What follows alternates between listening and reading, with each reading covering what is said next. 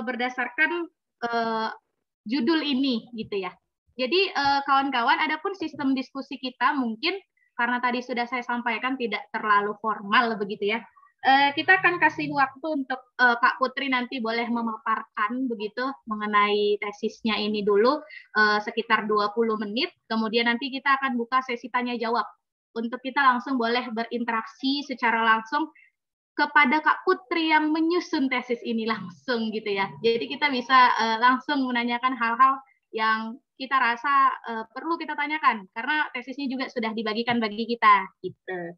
Baik, langsung saja kami berikan waktu kepada Kak Putri untuk boleh memaparkannya. Mungkin kalau dari kami sendiri begitu kan Kak, mungkin boleh nanti dari kenapa sih Kakak kemudian mengangkat topik ini. Kemudian kenapa kemudian Kakak yang dari hukum administrasi negara ini mengikatkan diri ke hukum pidana di tesisnya gitu kan. Kemudian bagaimana sebenarnya kemudian nanti substansi-substansi terkait dengan penerapan konsepnya gitu. Mungkin itu ya Kak poin-poinnya. Silahkan Kak Putri. Baik, terima kasih kepada moderator kita yang sangat baik ya mengantarkan acara diskusi terbuka pada hari ini, yaitu Elizabeth. Mungkin Kakak di sini izin share screen ya, biar nanti agar mempermudah pemaparan berikutnya. Boleh Kak. Oh, ini belum dijadikan ini nih, co-host. Silakan panitia, boleh bantu?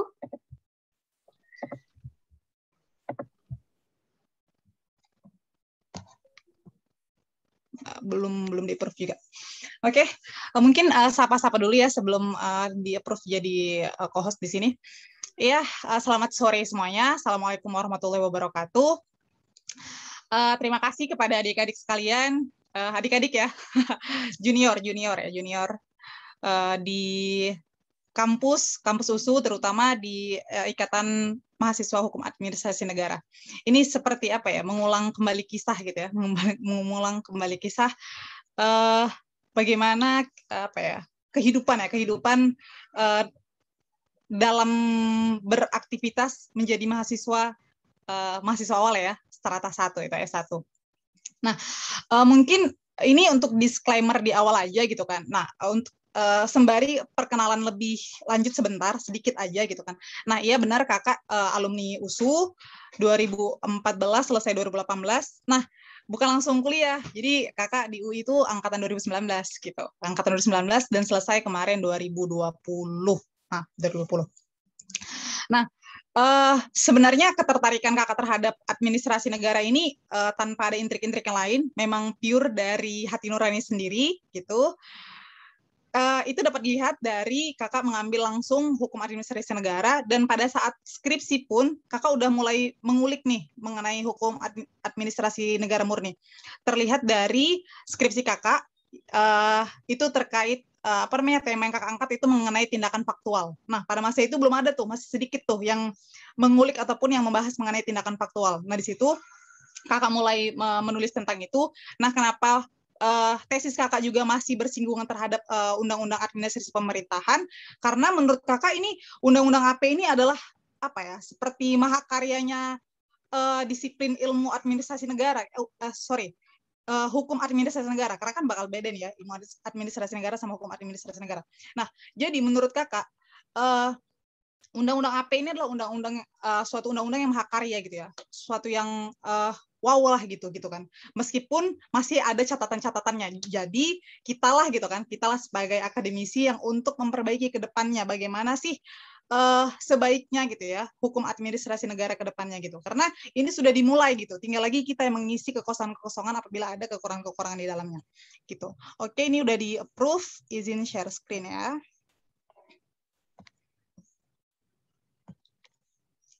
Sudah terlihat?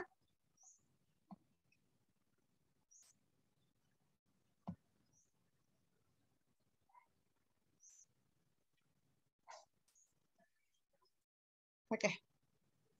Insya Allah terlihat ya. Sudah Kak. Ya. Ini belum ini belum diganti tanggalnya. Ini tanggal ujian kemarin, ujian tertutup kemarin. Semoga tidak semendebarkan pada saat ujian tesis kemarin ya. Karena kemarin itu diuji oleh 4 penguji langsung. Nah, oke. Oke, fix. Nah, adapun tema yang Kakak ambil adalah penerapan konsep penyalahgunaan wewenang dan menyalahgunakan kewenangan yang menimbulkan kerugian keuangan negara. Ini tuh temanya, latar belakangnya Kakak bacakan sedikit gitu kan. Jadi sebenarnya pasca dikeluarkannya Undang-Undang 30 tahun 2014 gitu ya, paradigma dari peradilan tata usaha negara khususnya itu sudah berubah. Bisa dibilang berubah hampir 180 derajat tuh berubahnya paradigma yang ataupun konsep-konsep yang terdapat di dalam hukum administrasi negara itu sendiri. Nah, salah satunya adalah adanya perluasan kompetensi petun, yaitu terkait adanya permohonan pengujian unsur penyalahgunaan wewenang. Nah, selama ini gitu kan, jadi pertanyaannya adalah, jadi Kak selama ini ketika belum lahirnya Undang-Undang Petun ini, bagaimana dengan unsur penyalahgunaan wewenang? Nah, di dalam Undang-Undang Petun tahun 1986 itu udah ada terkait penyalahgunaan wewenang, meskipun tidak secara eksplisit disebutkan gitu. Dan itu pun penerapannya belum terlalu masih sedikit kasus-kasus yang yang masuk ke dalam peradilan tata usaha negara terkait hal tersebut, karena sebelum adanya undang-undang AP ini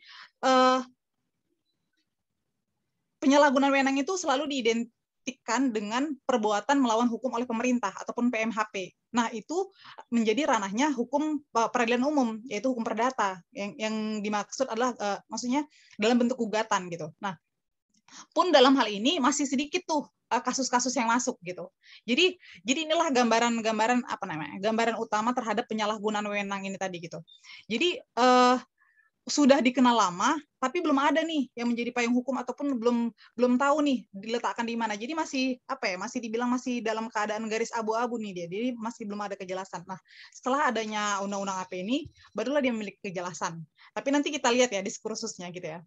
Dalam hal ini pun Kakak juga masih memiliki catatan-catatan terhadap konsep-konsep ini gitu kan. Konsep permohonan pengujian unsur penyalahgunaan wewenang yang menjadi ranah kompetensinya petun gitu. Nah, kemudian kalau kita lihat lagi gitu kan dari latar belakang ini, bahwasanya penyalahgunaan wewenang merupakan bahasan hukum administrasi negara. Ya, itu memang udah fix ya di literasi manapun memang dinyatakan, bahkan dalam buku yang mengatur terkait menyalahgunakan kewenangan di Undang-Undang PTPK juga menyatakan bahwasanya penyalahgunaan wewenang itu masuk ranahnya hukum administrasi negara yang mereka adopsi gitu. Jadi mereka udah mengakui itu. Nah, kemudian jadi kalau yang Kakak lihat dengan adanya lahirnya Undang-Undang AP ini, jadi dia memiliki memiliki dua sisi gitu. Dua sisi. Yang pertama, bahwasanya Undang-Undang AP itu merupakan landasan bagi pejabat pemerintah untuk menyelenggarakan ataupun sebagai payung hukum ataupun acuan bagi pejabat pemerintah ataupun penyelenggara negara untuk melakukan ataupun berbuat sesuatu sesuai tugas pokok dan fungsinya. Nah, di lain sisi gitu ya, di lain sisi dari dikeluarkannya Undang-Undang AP ini sebagai senjata juga gitu, sebagai penyelamat diri bagi penyelenggara negara ataupun pejabat pemerintah ketika orang-orang ini gitu ya, pejabat-pejabat negara ini melakukan tindak pidana korupsi gitu kan. Karena di dalam Perma, nanti kita bahas selanjutnya, di dalam Perma itu ketika sudah ada proses pidana, maka tertutup tuh proses proses pengujian unsur penyalahgunaan wewenang yang ada di peradilan tata usaha negara. Nah, ini diskursus awal kenapa Kakak mengambil tema ini gitu kan. Karena di sini ada ada gesekan-gesekan nih antara hukum pidana dan hukum administrasi negara. Nah, jadi adanya titik singgung dalam penerapan konsep ini menyebabkan proses penegakan hukumnya terkadang luput dari ketentuan hukum itu sendiri, yakni kepastian hukum, kebermanfaatan, dan keadilan. Nah, pada dasarnya konsep penyalahgunaan wewenang dan menyalahgunakan kewenangan terkesan seperti ada dualitas ya, ada dualitas ataupun penegakan hukum yang meskipun pada akhirnya hasil dari ataupun putusan-putusan itu tidak mengalami disparitas, tapi itu tadi seperti sulit untuk menegakkan ataupun kembali kepada hikta hukum itu sendiri, yaitu kepastian hukum, kebermanfaatan, dan keadilan gitu. Nah, dan pada dasarnya di latar belakang undang-undang, baik itu undang-undang AP dan undang-undang PTPK, itu sama-sama ingin menciptakan good governance gitu. Jadi inilah singgungan-singgungan yang terdapat di dalam Undang-Undang PTPK dan Undang-Undang AP, dan itu yang menjadi latar belakang kakak untuk mengambil tema tersebut gitu. Nanti kalau seandainya agak buru-buru, maksudnya terkesan terlalu cepat memaparkannya, tolong diingetin aja ya. Nah, di dalam tesis kakak ini gitu kan mudah-mudahan teman-teman udah baca gitu, meskipun ya gitulah. Semoga dibaca dan semoga bermanfaat. Nah, di dalam rumusan masalah ini, yang pertama otomatis terkait dengan teori dan konsep ya, bagaimana konsep penyalahgunaan wewenang dan menyalahgunakan kewenangan dalam Undang-Undang 30 tahun 2014 tentang administrasi pemerintahan dan Undang-Undang Nomor 31 tahun 1999 tentang pemberantasan tindak pidana korupsi. Kemudian yang kedua, bagaimana dampak proses penegakan hukum pada konsep penyalahgunaan wewenang dan menyalahgunakan kewenangan yang mengakibatkan kerugian keuangan negara. Kemudian yang ketiga, apakah konsep yang sesuai untuk diterapkan? Karena kan ketika ada permasalahan harus ada solusi. Jadi gitulah, apakah konsep yang sesuai untuk diterapkan dan dijadikan landasan bagi penegak hukum dalam menyelesaikan kasus yang mengakibatkan kerugian keuangan negara. Nah, jadi dalam tesis ini kakak ada kerangka konsep yang kakak jadikan acuan sebagai pisau analisis terhadap tulisan-tulisan ke depannya. Yang pertama itu terkait konsep penegakan hukum, kemudian terhadap konsep-konsep pejabat pemerintahan dan atau penyelenggara pemerintahan, dan untuk konsep-konsep yang sudah ada terletak di dalam peraturan perundang-undangan, kakak mengambil dari situ gitu kan, mengambil dari sesuatu yang baku. Kemudian konsep penyalahgunaan wewenang dan menyalahgunakan kewenangan. Nah, kenapa kakak tetap membedakan ini gitu kan? Jadi sebenarnya antara penyalahgunaan wewenang dan menyalahgunakan kewenangan ini terbagi dari dua kubu juga. Ada kubu yang mempersamakan, ada kubu yang membedakan. Nah, di manakah posisi kakak gitu kan? Nah, posisi kakak yang membedakan. Jadi kakak lebih prefer bahwasanya di antara kedua konsep ini adalah berbeda gitu. Nah, kemudian selanjutnya hukum dan perilaku hakim. Kenapa kakak ambil hukum dan perilaku hakim? Sebab terhadap penerapan gitu kan. Kan ketika kita berbicara penerapan kan itu udah udah dasolen ya. Dasolen ya, bukan dasen lagi. Jadi dia udah yang faktualnya gitu. Tidak hanya sebatas angan-angan saja.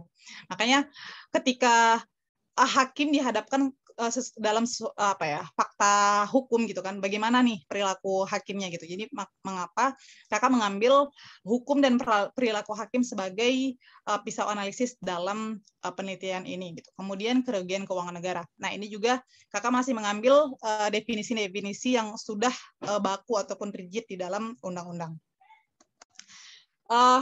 Ya, dalam metode penelitian ini ya masih penelitian hukum normatif. Skripsi juga gitu, penelitian hukum normatif. Nggak tahu kenapa kakak lebih suka sama bermain dengan kata-kata gitu ya. Bermain dengan kata-kata dan di challenge dengan fakta lapangan gitu. Sosial legal juga suka gitu kan, sosial legal juga suka, tapi menurut kakak lebih suka yang konsep-konsep seperti ini. Makanya kenapa skripsi juga normatif, tesis juga normatif gitu. Kemudian pengumpulan datanya, sumber data primer dari wawancara. Nah, dalam hal ini kakak mewawancarai yang pertama, kan kakak juga harus mengambil dua sisi ya, dari pidana dan dari administrasi negara. Nah, dari pidana kakak ambil yang menjadi narasumber kakak adalah Prof. Haryono Umar. Beliau saat ini sebagai Dewan Pengawas KPK. Basicnya adalah akuntansi, karena kan kita berbicara mengenai kerugian keuangan negara, tapi untuk untuk pasal 3 Undang-Undang PTPK beliau udah hatam lah gitu ya, udah hatam.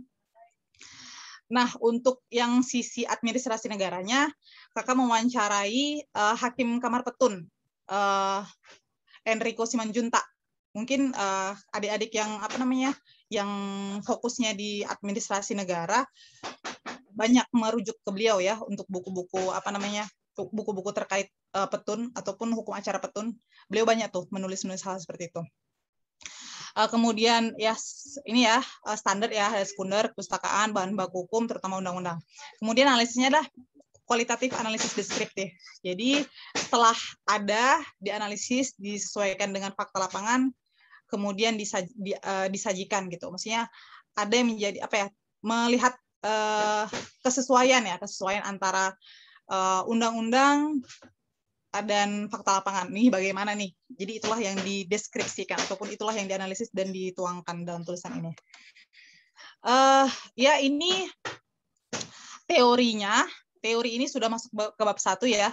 Teori dan regulasi konsep penyalahgunaan wewenang, menyalahgunakan kewenangan dan kerugian keuangan negara. Nah, yang pertama kali bahas itu mengenai penyalahgunaan wewenang.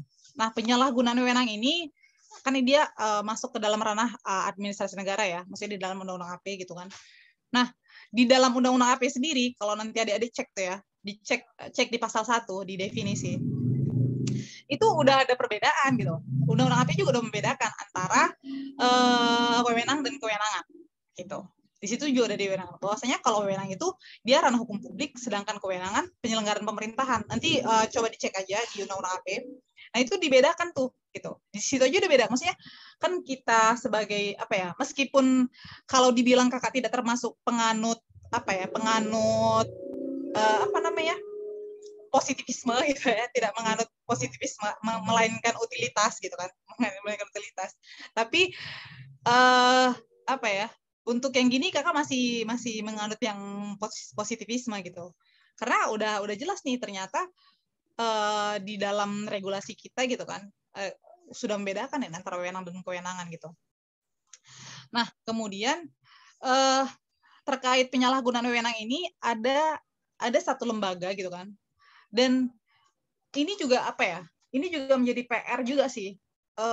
Kakak juga belum apa namanya ya, belum membahas lebih lanjut gitu kan, karena kan harus terfokus dalam satu bahasa, harus terfokus pada konsep mana aja yang mau kita bahas gitu kan. Nah, ketika kakak bahas APIP lebih lanjut mungkin nanti bakal melebar dan itu tidak baik ya dalam suatu. Nah, APIP ini diperkenalkan pada saat undang-undang apa namanya? Pada saat akan tapi pengaturan APIP itu di PP yang sudah dari tahun 2009 kalau nggak salah. Nah, ini kan jadi apa ya? Ya meskipun ya memang seperti itulah adanya regulasi kita gitu ya. Jadi sebenarnya kalau kita apa ya, kalau kita lebih kulik lagi lebih jauh tentang bagaimana regulasi kita, sebenarnya kita sebagai anak hukum itu sedih gitu ya. Tidak ada sinkronisasi, jadi tidak ada harmonisasi gitu kan. Ya meskipun katanya dengan adanya ini agak meleset sedikit gitu kan. Meskipun adanya omnibus law gitu kan untuk mempersatukan itu dalam regulasi yang sangat gemuk ini gitu kan. Dan ternyata nggak juga gitu loh. Dengan adanya itu juga masih ada redundan, masih ada tumpang tindih gitu. Nah, memang seperti itulah adanya gitu. Seperti itulah adanya di negara kita ini terkait regulasi gitu. Nah, mungkin ini bisa menjadi bahasan adik-adik sekalian ya terkait regulasi-regulasi kita yang masih bisa dibilang berantakan lah ya gitu. Nah, itu tadi tentang APIP. Nah, itu tadi APIP diperkenalkan di undang APIP, tapi apa yang menjadi APIP itu diatur di dalam PP tadi itu yang mengatur mundur tadi, bahwasanya di APIP itu diantaranya ada BPKP, ada inspektorat gitu-gitu. Nah itu pengaturannya di situ gitu. Nah jadi di dalam undang-undang AP gitu kan, di dalam undang AP, di dalam literasi, di dalam disiplin hukum administrasi negara menyatakan bahwasanya APIP lah yang berwenang gitu kan, berwenang untuk mengawasi kerja-kerja dari pejabat pemerintah atau penyelenggara negara gitu. Nah, APIP inilah yang membuat karena dia fungsinya adalah pengawasan, jadi hasil dari pengawasan yang dilakukan oleh APIP terhadap kerja-kerja pejabat pemerintah adalah ketika dia melakukan pengawasan, yang pertama tidak terdapat kesalahan. Misal gini ya, misal suatu pejabat pemerintahan mengeluarkan suatu keputusan gitu kan. Nah, jadi yang berwenang untuk menguji apakah keputusan itu tidak ada unsur penyalahgunaan wewenang atau tidaknya.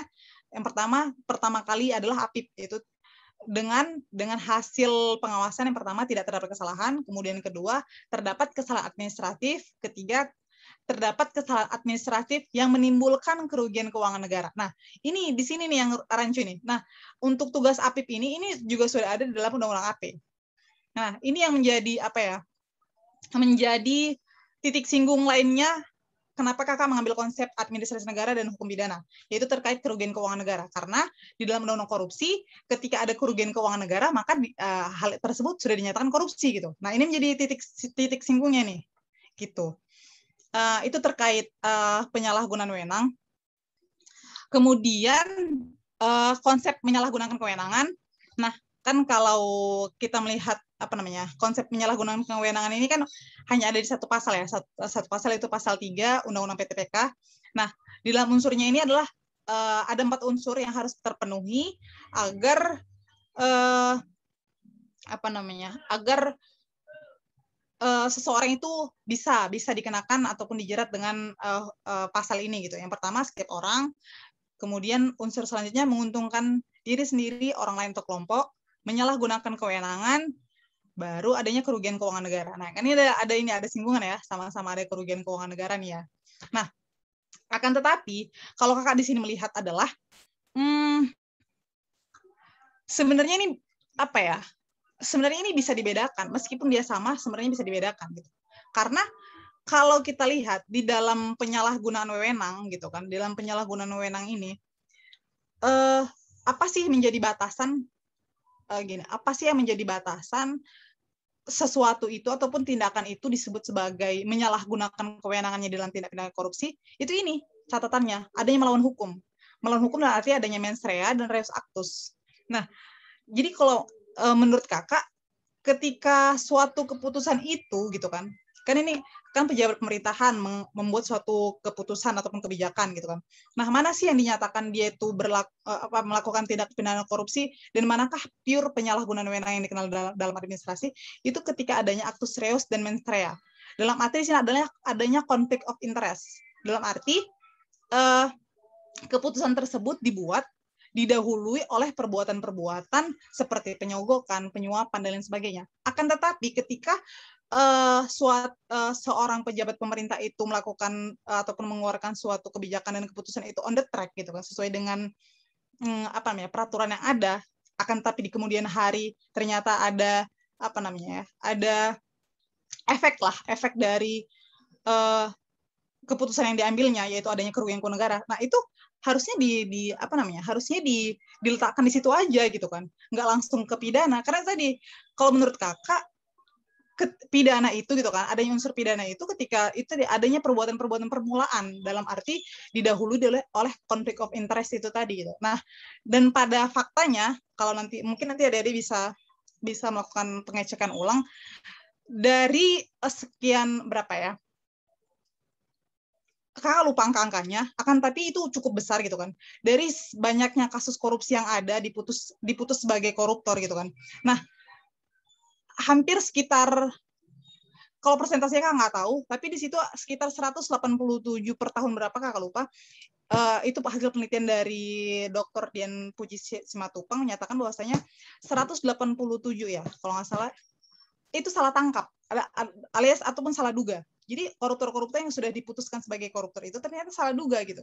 Itu tadi, itulah kenapa harusnya penegak hukum itu tadi itu kan, perilaku hukum tadi harus benar-benar melihat nih gitu kan. Karena memang karena memang itu tadi yang kakak bilang di awal, kalau undang-undang AP ini sebenarnya dia ada dua sisi gitu kan. Yang pertama, dia sebagai SOP gitu kan, karena banyak dari pejabat pemerintah yang selama ini merasa dikriminalisasi atas perbuatan-perbuatan ataupun kebijakan-kebijakan ataupun keputusan-keputusan yang diambilnya. Akan tapi ada juga nih pejabat-pejabat pemerintah yang merasa undang-undang AP ini sebagai penyelamat gitu. Karena ketika sudah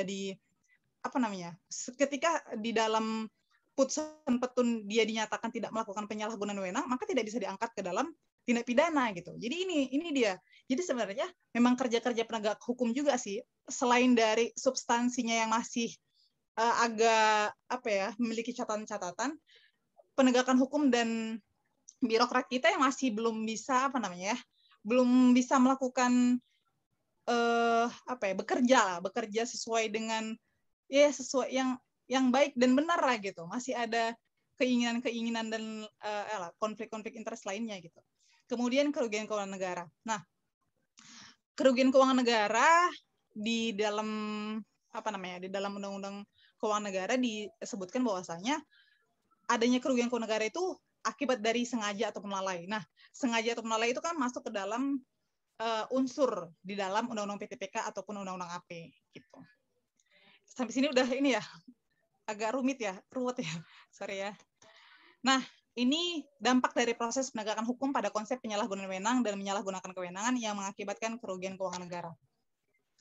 Nah, yang pertama di ini ya, pada konsep penyalahgunaan wewenangnya dulu. Nah, karena tersebab penyalahgunaan wewenang ini sudah ada aturan teknisnya itu pada Perma 4 tahun 2015. Jadi kakak lebih kepada menyoroti itu gitu. Nah, di sini kakak akan memaparkan diskursusnya gitu, diskursus dari Perma tersebut. Yang pertama sanksi. Nah, jadi kalau kita lihat sih memang, jadi sebenarnya apa ya?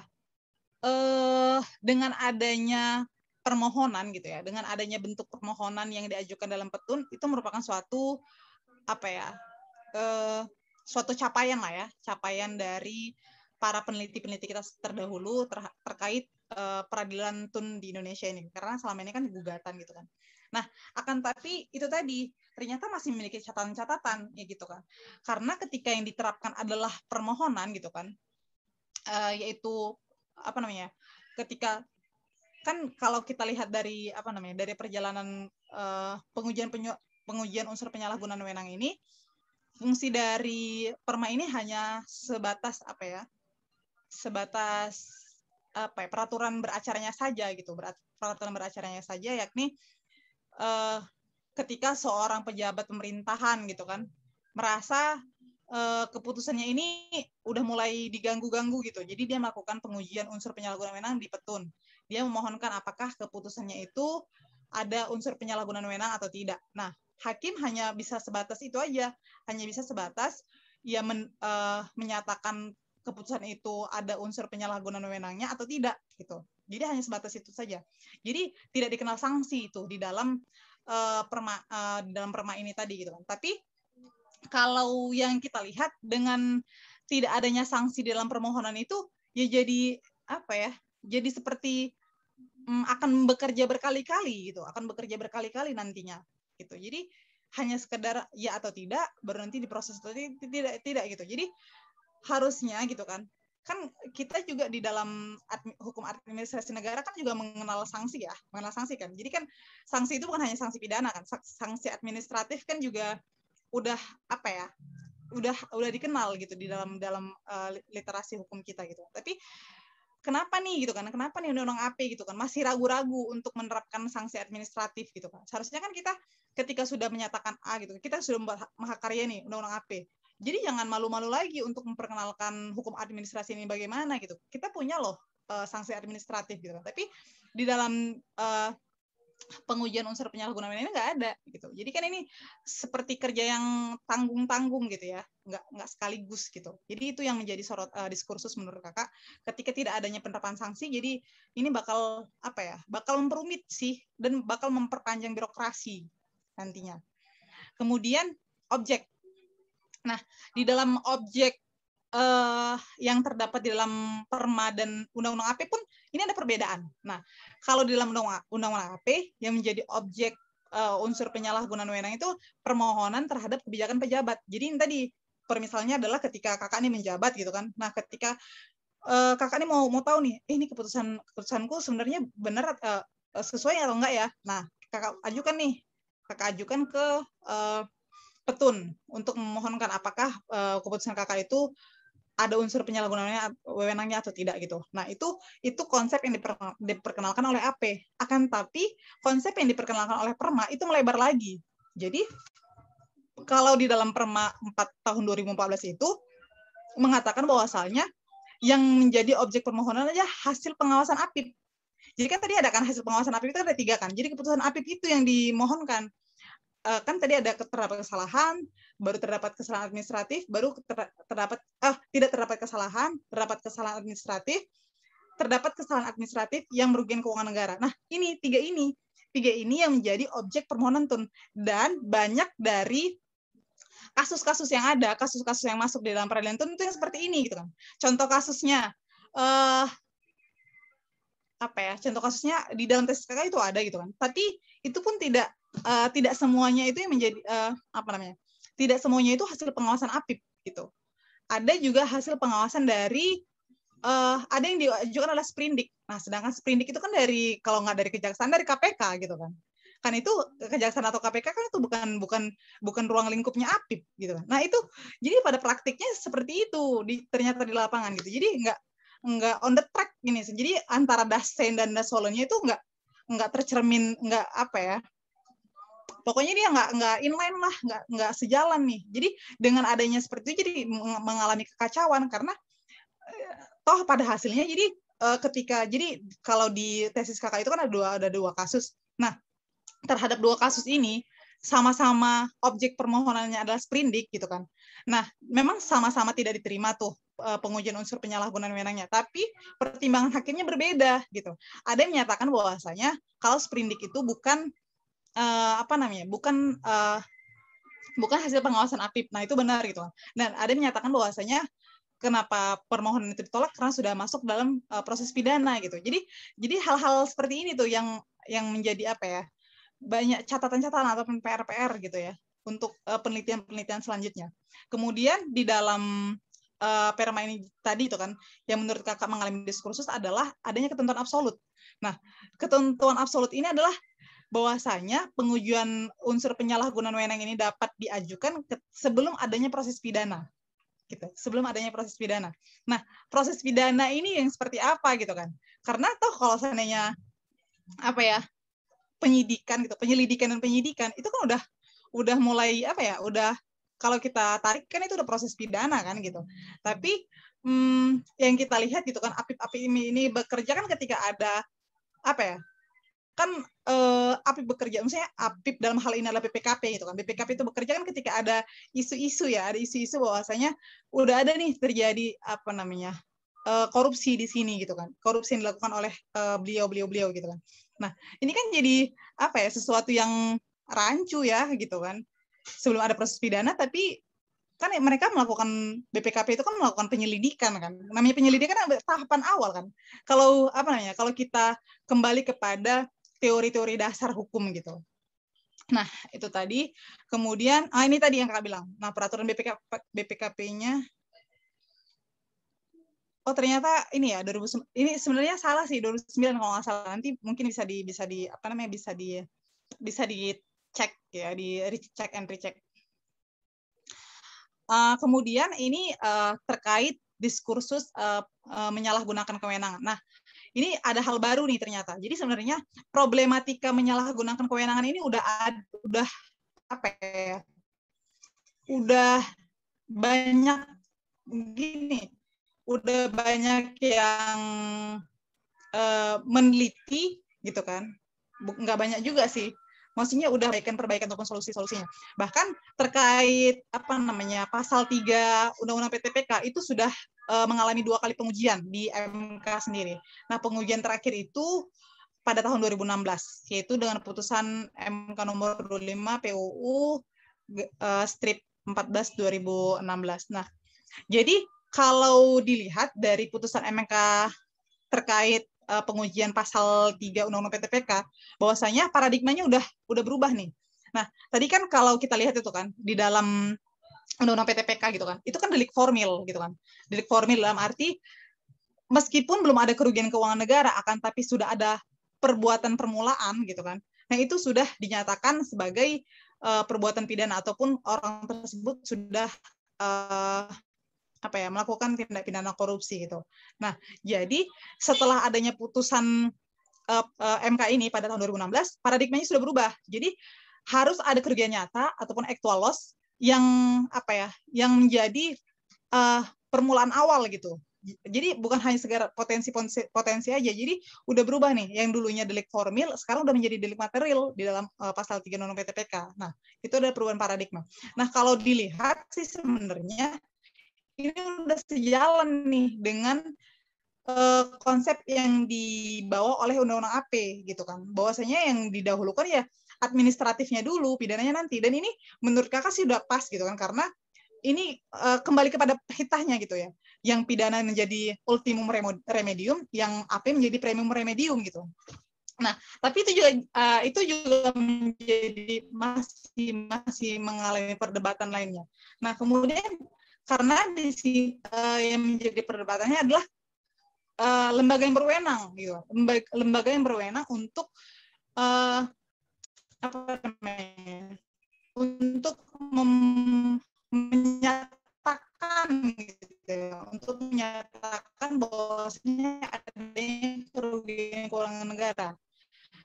Tadi Apip salah satu yang menyatakan bahwasanya dia berhak gitu kan, dia berhak melakukan putusan untuk menyatakan adanya kesalahan administrasi. Nah, kalau kita lihat di dalam Undang-Undang Dasar gitu kan, secara langsung yang berhak untuk menyatakan adanya kayak jadi rancu gitu. Jadi siapa nih yang berwenang untuk apa namanya? Untuk menyatakan bahwasanya adanya kerugian keuangan negara atau tidak gitu. Nah, ini menurut Kakak sih menjadi catatan besar gitu kan. Dalam arti ketika menyusun regulasi harusnya kita meritek gitu kan. Karena kan pada hakikatnya ini bakal keterkaitan gitu kan. Jadi ya gini, ketika kita tidak benar-benar membuat ataupun sebaran-sebaran konsep yang sama, ini jadi jatuhnya kayak gini gitu kan. Di Undang-Undang Dasar dinyatakan bahwasanya yang berwenang untuk menentukan adanya kerugian keuangan negara itu BPK, tapi di AFIP juga ada kewenangan tersebut gitu. Jadi kan ini redundant hal seperti ini. Nah,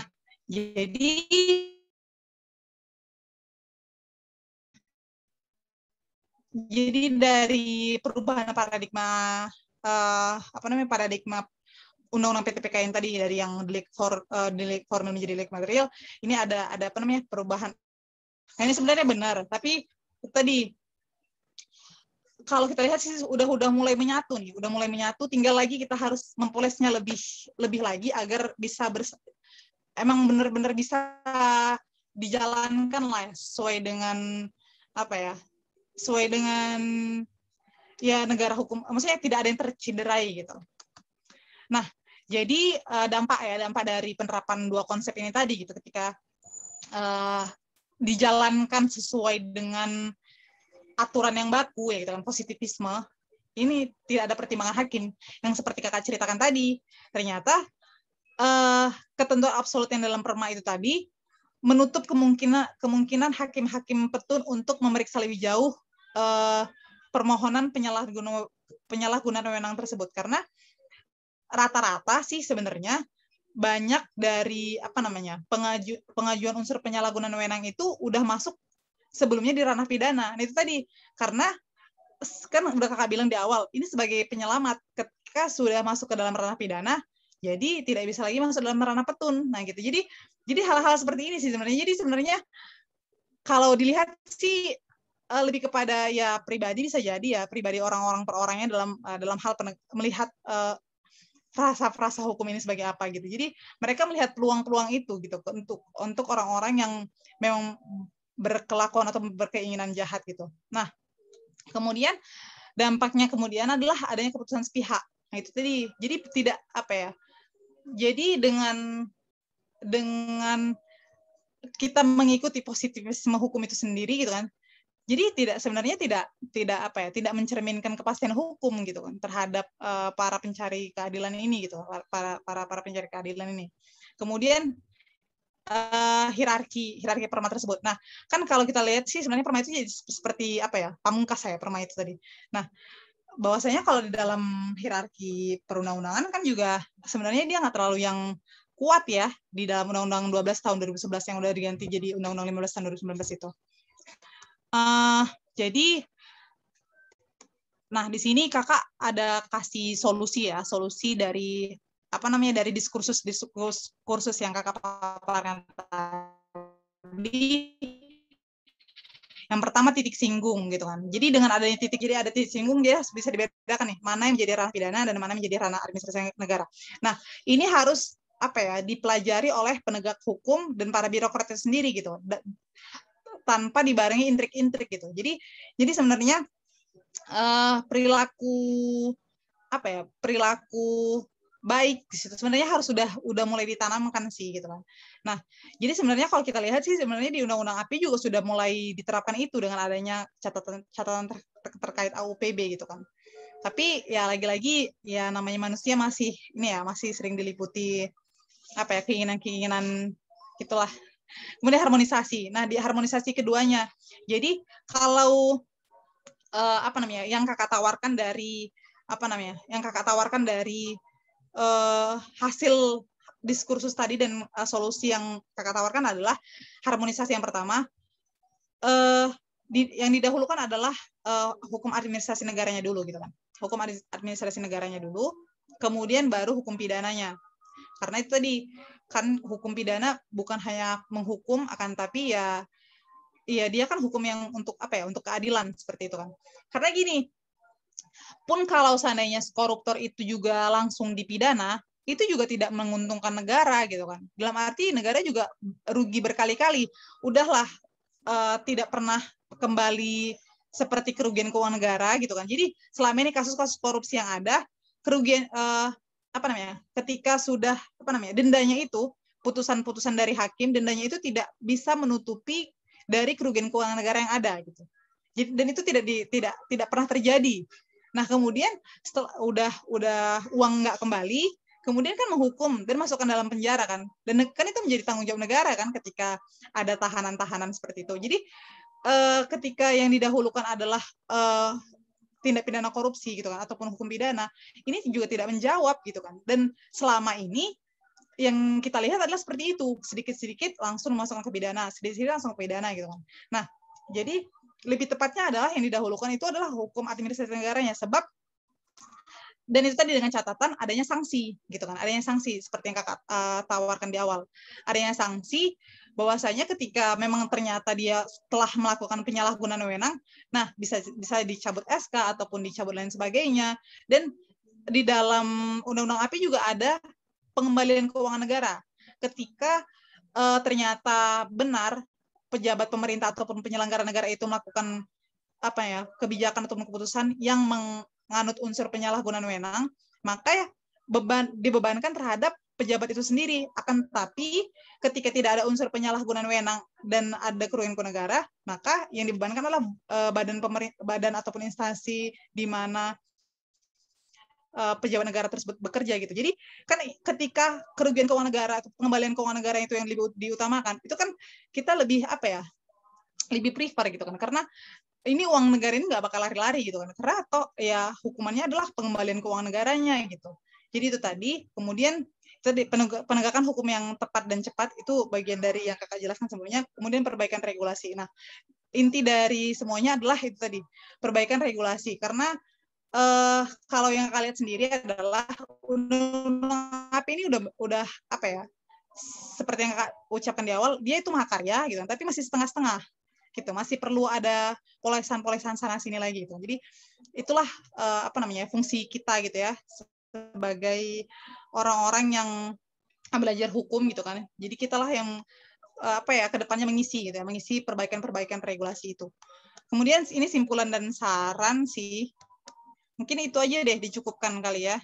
Udah lama ngomongnya. Mungkin dikembalikan kepada Elizabeth. Assalamualaikum warahmatullahi wabarakatuh.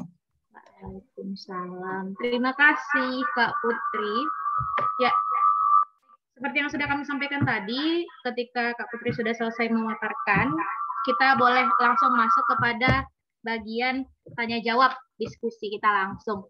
Baik, kepada rekan-rekan dan teman-teman, saudara-saudari sekalian yang mau mengajukan pertanyaan, boleh langsung raise hand, boleh langsung unmute juga, atau melalui kolom chat juga nanti akan moderator yang bacakan pertanyaannya. Kami persilahkan. Atau ini pemaparannya terlalu ini ya, membingungkan ya? Ya, harusnya sih tidak terlalu bingung kalau sudah baca tesisnya ya. Keren, kata ada Bung Dios di sini ya. Ya, baik. Teman-teman, bagaimana? Apakah ada pertanyaan? Silahkan.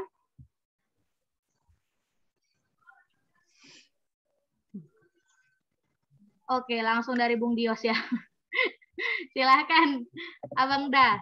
Ya, kenapa tesis Kak Putri ini menarik karena memang kalau kita ngelihat studi kasus ya itu sampai sekarang memang bermasalah kali bagi orang-orang yang terkena kasus korupsi gitu.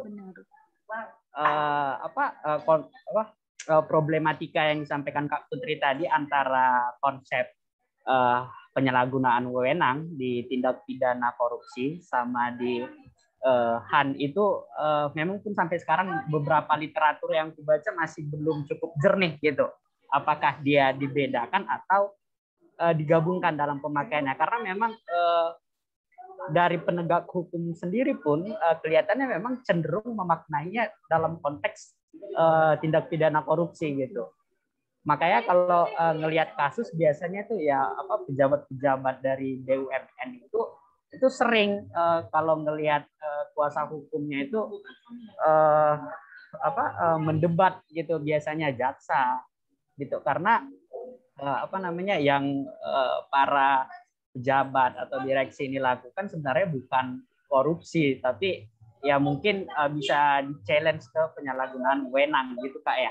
Karena memang kan kalau ngelihat kasusnya itu banyak dia terkait contohnya yang perusahaan menanamkan saham kayak gitu kan.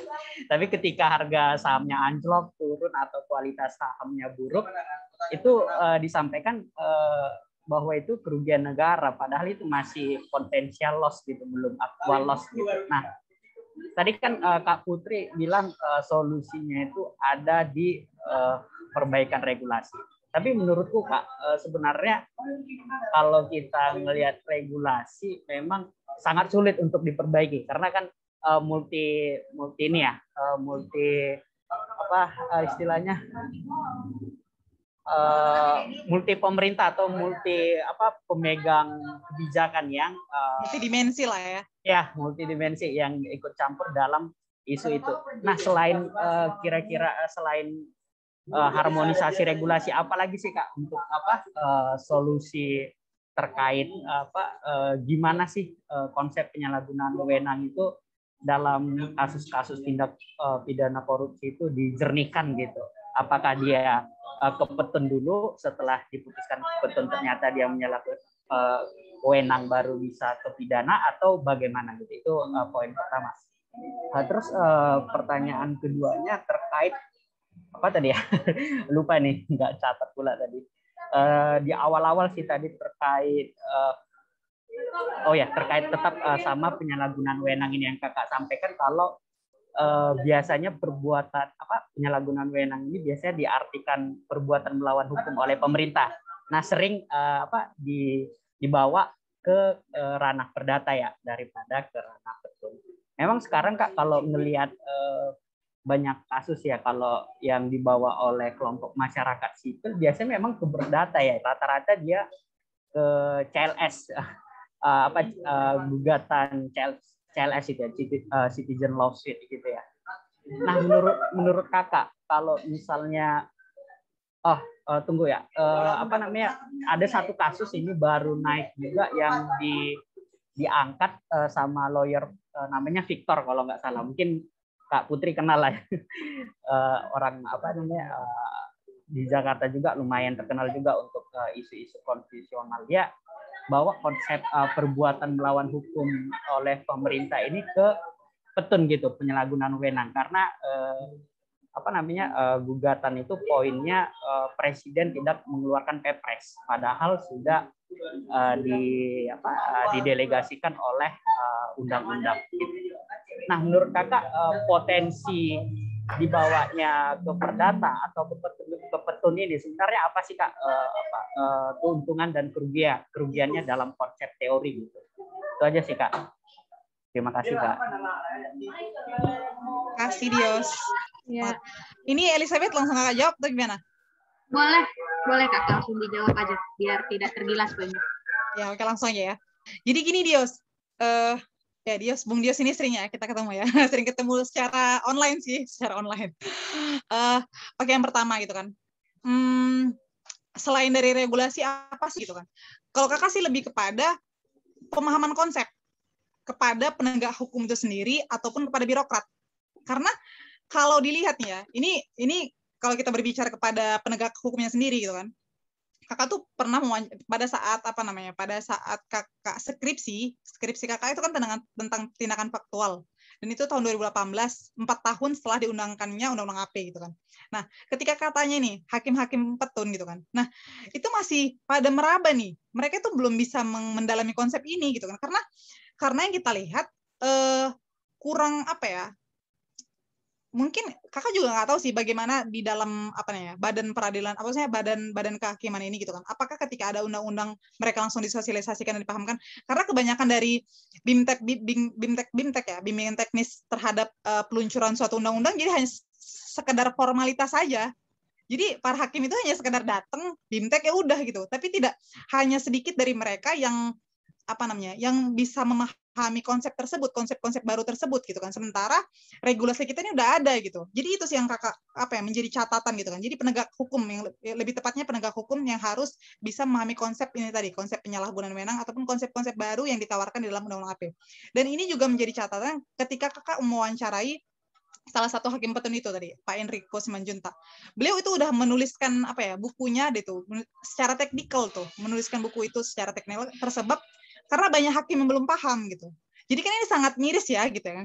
Ketika mereka yang dituntut untuk bisa memahami konsep ini gitu kan, karena kan secara kan kita juga sih, maksudnya kan para pembuat undang-undang ini kan mereka hanya bisa melihat daripada secara dasennya aja gitu kan. Mereka berkeinginan seperti ini, berkeinginan seperti ini, berkeinginan seperti ini. Sedangkan faktanya kan yang menjalankan penegak hukum sendiri. Nah, ketika penegak hukum itu tidak mengetahui gitu ya, lebih konyolnya tidak mengetahui konsep itu kan jadi nonsens ya gitu ya, yang ada jadinya undang-undang itu gitu. Jadi itu catatannya gitu. Jadi kalau kakak lihat sih sebenarnya, ayo nih hakim-hakim petunnya nih. Karena kalau kita lihat dari politik ya, ini nanti mungkin bisa bersambungan dengan pertanyaan yang kedua. Kalau kita lihat dari pembentukan politik hukum dari pembentukan politik hukum undang-undang AP ini, karena kalau kita lihat terlalu membengkaknya kasus-kasus yang dalam peradilan umum gitu. Jadi ini sebenarnya kalau kita lihat politik hukumnya mau di-sharing biar jangan kerja-kerja hakim petun di belahan bumi yang mana itu hanya ngopi-ngopi aja gitu kan. Sedangkan peradilan umum perdata di belahan bumi yang mana itu nggak tidur-tidur karena saking banyaknya kasus gitu. Jadi ini kan sebenarnya politik hukumnya untuk men-sharing gitu kan. Biar jangan ada biar jangan ada satu yang menumpuk, satu lagi udah ini aja tinggal enak-enak aja gitu. Jadi itu salah satu politik hukum dibentuknya ini gitu kan. Nah, itu mungkin catatan kakak terkait apa sih yang diperlukan gitu kan. Jadi mungkin Dios kan bergerak di bisa dibilang LSM kali ya, maksudnya yang bisa mengkritiki pemerintah secara lantang gitu kan. Mungkin boleh lah gitu kan untuk menjadi catatan nih gitu kan. Hakim-hakim kita ayolah. Karena gini, siapa lagi yang kita harapkan kalau bukan hakim gitu ya. Ketika mereka juga malas-malasan untuk mempelajari ini, ya sama aja. Jadi kok toh kita jor-joran juga memperbaiki regulasi dan mereka tidak bisa menjalankan itu, ya sama aja gitu. Jadi itu yang pertama. Nah, untuk yang kedua, ya, jadi itu tadi karena itu kan tadi singgungannya singgungannya adalah terkait PMHP ini tadi. Nah, memang PMHP itu dulu dikenal di peradilan umum ya, terutama di perdata. Nah, jadi kalau kakak lihat gitu ya, sebenarnya undang-undang AP ini antara mau maju dan mundur, antara mau maju dan mundur gitu. Karena kalau yang kakak lihat sebenarnya konsep ini udah diperkenalkan nih di Perancis, konsep konsep hal-hal seperti ini gitu. Maksudnya adanya pengujian unsur penyalahgunaan wewenang yang dilakukan pemerintah gitu kan, ketika pemerintah melakukan ini atau tidak melakukan ini gitu kan, dan itu menyebabkan kerugian di masyarakat gitu kan. Nah, itu kalau kita lihat sebenarnya ini konsep yang dianut dari peradilan Prancis. Nah, tapi kita tidak mengabsorb apapun, tidak menyerap secara keseluruhan. Tidak menyerap secara keseluruhan konsep-konsep yang ada di Prancis itu gitu kan. Karena ketika kita tidak menyerap secara keseluruhan, tapi kita udah mengambil konsepnya mereka, jadi nggak jelas. Karena kalau di Perancis sendiri gitu kan, gugatan yang diperkenalkan di dalam peradilan administrasinya gitu kan, gugatan yang di ini kan, itu nantinya itu ada dua, jadi ada dua jenis gugatan. Jadi bukan hanya kalau di dalam skripsi kakak itu, tesis kakak itu ada di halaman 104. Jadi yang pertama, gugatan pembatalan. Nah, selama ini kan kita selalu ke situ aja ya, ketika ada putusan pemerintah gitu kan. Pasti yang selalu kita tujukan adalah gugatan pembatalannya kan. Kan itu yang selalu kita kenal. Nah, kalau di Prancis itu ada dua. Jadi yang kedua adalah gugatan ganti rugi pertanggungjawaban dari pejabat itu sendiri. Jadi ketika dia melakukan penyalahgunaan wewenang gitu kan. Nah, dia itu bisa dituntut untuk itu. Nah, lagi-lagi ini ada kesalahan lagi di regulasi kita. Karena toh ternyata di dalam penyalahgunaan wewenang tadi gitu kan, di dalam permanya itu tidak ada sanksi kan. Kan hakim hanya menyatakan diterima atau dinyatakan ada penyalahgunaan wewenang atau tidak gitu kan. Nah, ini kan hal yang nanggung gitu kan. Kenapa nggak harus kenapa nggak langsung dikenakan sanksi ketika ada penyalahgunaan wewenang, maka dengan catatan harus mengganti rugi nih gitu. Jadi itu sih yang menurut kakak harus segera diperjelas itu. Karena kalau hanya sekedar ya tidak yes or no aja yang dilakukan oleh hakim petun, ya sama aja sih. Jadi sama-sama nggak ada fungsinya nih undang-undang AP ini. Padahal ini kan salah satu bukti nyata adanya perbaikan di ranah hukum administrasi kita gitu. Jadi lebih ke situ. Nah, tadi yang terakhir apa catatannya, apa yang gimana tadi untuk kasus yang tadi? Mungkin boleh diulang. BTW Kak, sebelum masuk yang pertanyaan tadi, aku mau nanya yang kakak sampaikan tadi, yang konsep kedua yang dari praktik di Prancis tadi, misalnya ada ganti rugi lah gitu dari pemerintah. Ya, itu hampir sama nggak Kak sama seperti gugatan class action, gugatan kelompok yang ada di Perdata? Ya, jadi sebenarnya itu hampir sama. Jadi makanya kenapa setelah jadi kan kalau di dalam undang-undang AP itu kan ada catatan untuk untuk kasus yang udah mulai berproses gitu kan, setelah dikeluarkannya undang-undang ini terkait penyalahgunaan wewenang ataupun PMHP yang dikenal selama ini, itu masih berlaku di Perdata aja. Nah, setelahnya menggunakan konsep unsur penyalahgunaan yang ada di petun. Tapi tadi ternyata kayak gitu di petunnya sendiri gitu. Jadi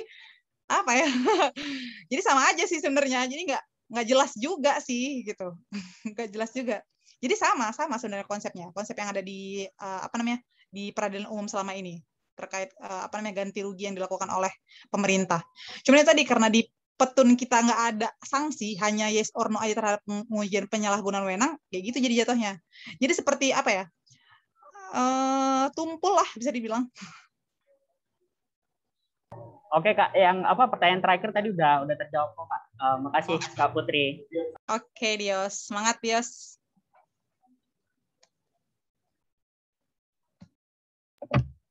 Oke, baik. Tadi udah ada 2 pertanyaan dari Bung Dios yang langsung dijawab juga. Baik, kami akan bacakan ada di kolom chat ya Kak. Ini pertanyaan. Bisa tidak atau dimungkinkan tidak sih pengembalian kerugian keuangan negara itu diselesaikan melalui mediasi? Atau adakah upaya lain sebelum masuk ke ranah petun atau pidana? Poin pertanyaannya mungkin untuk pengembalian kerugiannya ya. Jadi itu concern-nya gitu. Apa cara-cara yang bisa dilakukan selain masuk langsung ke petun tadi atau ke ranah pidana? Oke. Jadi gini sih, jatuhnya kan kalau kita pakai ilustrasi dari hasil pengawasan APIP. Nah, ternyata ini Dios nih, kita buat si Dios ya, karena tadi Dios yang nanya, Dios nih pejabat gitu kan. Dios pejabat, dia mengeluarkan keputusan ataupun kebijakan, dan ternyata ada unsur kerugian keuangan negaranya tuh di situ gitu kan. Nah, ini kakak sebagai APIP nih, gitu kan, sebagai APIP yang menyatakan bahwasanya tadi tuh ya kategori yang ketiga, adanya kesalahan administratif yang merugikan keuangan negara, kan gitu. Itu hasil keputusan kakak sebagai APIP. Nah, ya menurut kakak nggak bisa mediasi. Jatuhnya ketika mediasi adalah deal-dealan nih antara kakak dan Dios. Gitu. Kalau kita menggunakan mediasi ya, jadi deal-dealan. Nah, jadi menurut kakak yang tepat adalah langsung aja. Jadi ketika dinyatakan ternyata ada ada kerugian keuangan negara, nah di dalam undang-undang AP itu udah dijelaskan bagaimana cara pengembalian kerugian keuangan negaranya.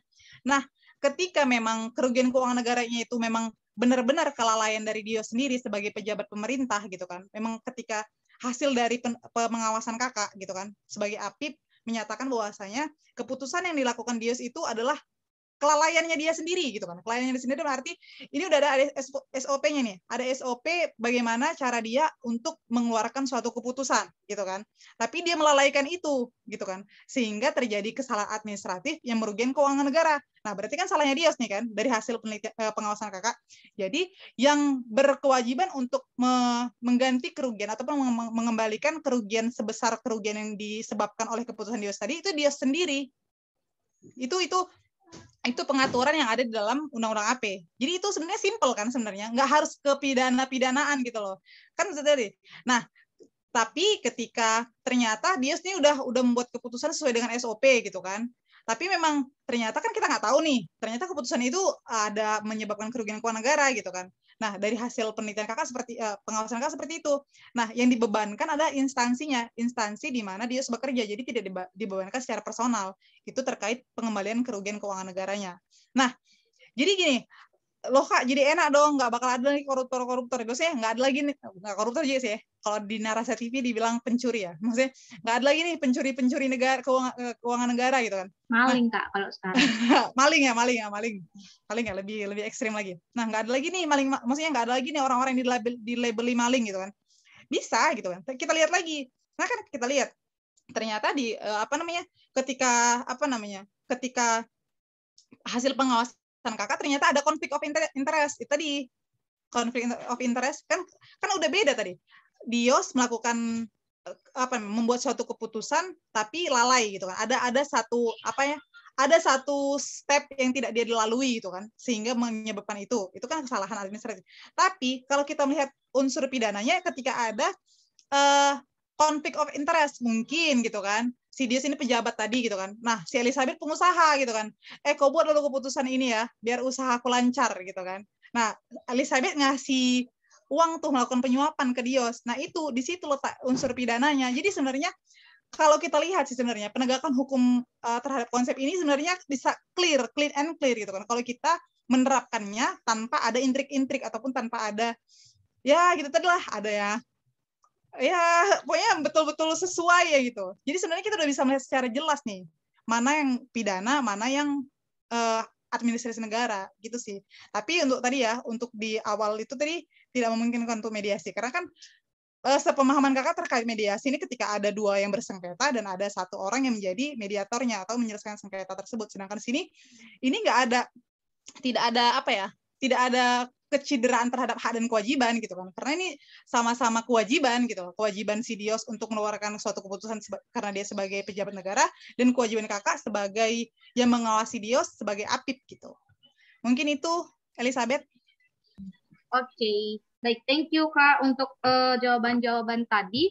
Baik, kami buka satu kali lagi, mungkin ada dari rekan-rekan yang mau mengajukan pertanyaan.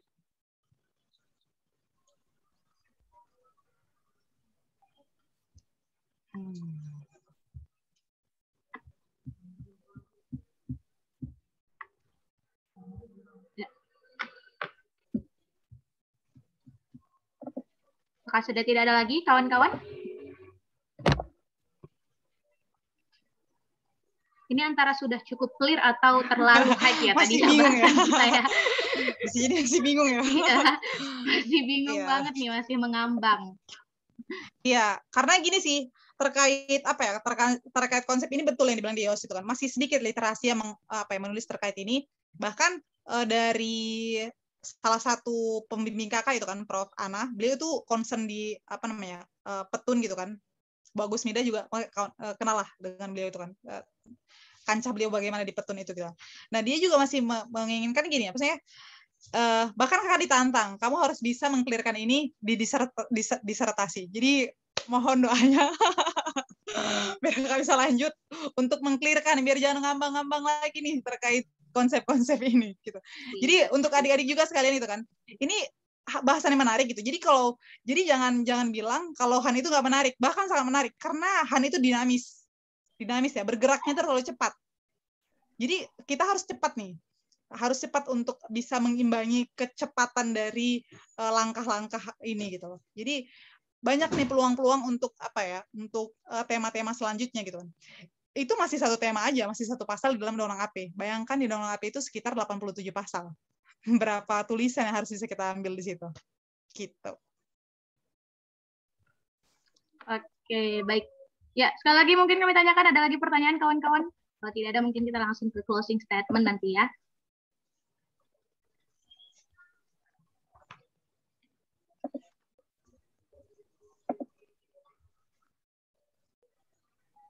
Ya, sudah tidak ada lagi ya. Baik, mungkin langsung saja kita kepada closing statement dari Kak Putri untuk diskusi kita hari ini. Silahkan Kak. Oke, baik. Terima kasih Elizabeth.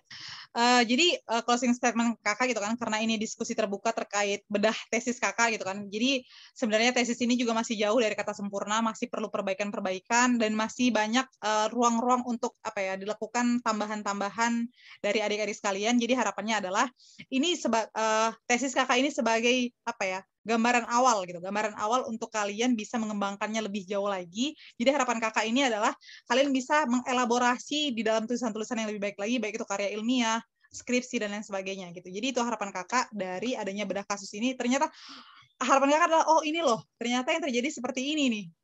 Satu konsep aja udah banyak PR yang harus kita kerjakan, dari proses penegakan hukumnya, regulasinya, terus frasa-frasa di dalam regulasi itu yang ternyata masih mengalami terdapat diskursus gitu. Jadi itu harapan kakak dari adanya bedah tesis ini untuk adik-adik lebih banyak lagi membaca gitu kan. Karena jangan takut dalam arti gini, tenang aja gitu kan, ketika kita intinya kita dapat bersaing itu ketika kita memiliki value, kita memiliki nilai, jadi saatnya gitu kan untuk adik-adik saat ini rata-rata angkatan berapa? 2019 ke bawah ya, 2019 ke bawah kan ya.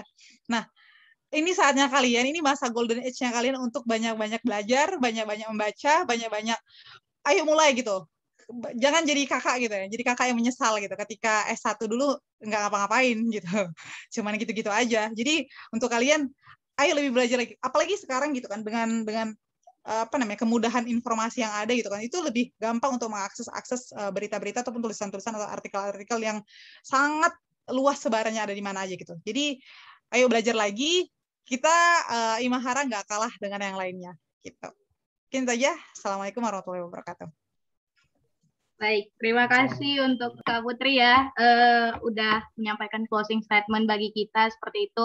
Ya, harapannya teman-teman, abang kakak, saudara-saudari sekalian, kita boleh mengambil hal-hal baik ya, terutama hal-hal baru yang mungkin kita dapat. Ada banyak hal kalau saya pribadi ya, dari diskusi kita hari ini. Jadi kita bisa menambah wawasan kita mungkin ya dengan diskusi-diskusi seperti ini lagi, atau mungkin nanti kita membaca dengan menambah literasi kita kembali gitu kan. Mungkin juga nanti kita boleh sama-sama sekalian membahas-bahas ya kan, sharing-sharing lagi tentang hal-hal yang mungkin kita belum mengerti gitu. Baik, kita berada di akhir diskusi kita hari ini. Kami mengucapkan terima kasih untuk kakak pembicara kami yang luar biasa, Kak Putri, sudah bersedia hadir. Terima kasih juga untuk para peserta yang boleh mendedikasikan waktunya. Kita mau ambil dokumentasi dulu ya. Boleh di open dulu kameranya biar kelihatan wajah cantik dan gantengnya. Ini panggilan moderator nih untuk teman-teman yang cantik dan ganteng ya, buka kameranya ya. Biar kita bisa dokumentasiin. Operatornya siapa ya? Boleh Pandu? Ya, silakan. Bisa di open kameranya ya semua. Oke, 1, 2, slide pertama. Oke, kemudian slide kedua. 1, 2, 3. Oke, terima kasih. Oke, terima kasih. Sekali lagi kami sampaikan terima kasih kami. Saya Elizabeth Calvin, mohon undur diri sebagai moderator. Dan teman-teman, semoga kita bisa bertemu kembali dalam acara-acara Imahara berikutnya. Salam sehat untuk kita di tempat kita masing-masing. Selamat sore. Terima kasih Kak Putri. Terima kasih Kak Putri. Terima kasih Kak Putri. Terima kasih Kak Putri. Terima kasih Kak Putri. Terima Ya, kasih makasih semua. semuanya ya. Izin live ya. di sini Oke, udah Kak, sehat-sehat, Kak. ya, dah semuanya. Assalamualaikum.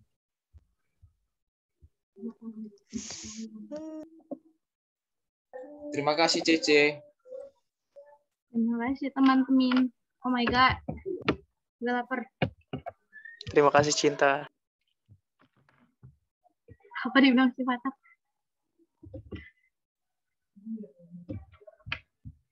Ada N lah. Guys.